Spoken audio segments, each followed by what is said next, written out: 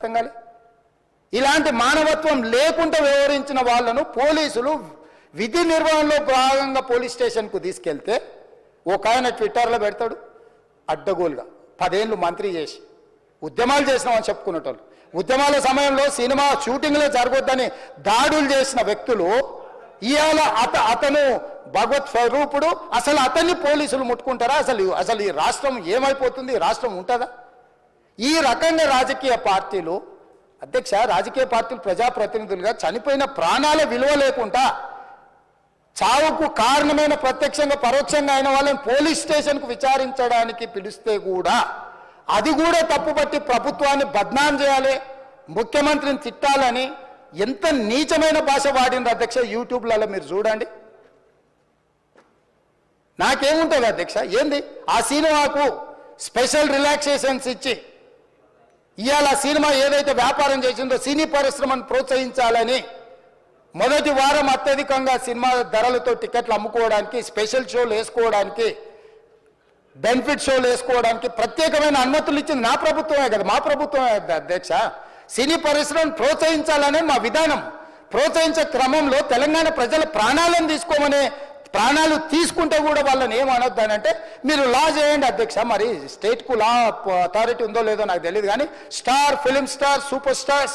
are political stars is having some special privilege if they murdered anyone also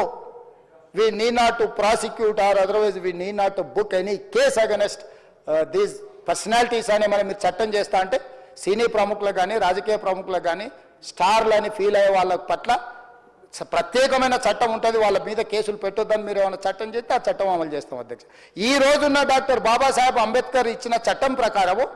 దీనికి కారణమైన వాళ్ళను ప్రత్యక్షంగా పరోక్షంగా కారణమైన వాళ్ళందరి మీద కేసులు కట్టి పోలీసులు విచారణ చేయాల్సిందే బాధితులను శిక్షించాల్సిందే అధ్యక్ష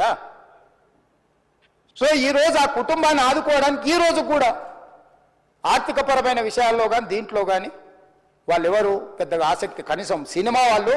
ఒక్కరోజు అతను పొయ్యి వస్తే సినీ ప్రముఖులందరూ అతని ఇంటికి వెళ్ళి అతనికి మొత్తం ఏదో కాళ్ళు చేతులు యాక్సిడెంట్లో పోయినట్టు కన్నీళ్లు గారుస్తారు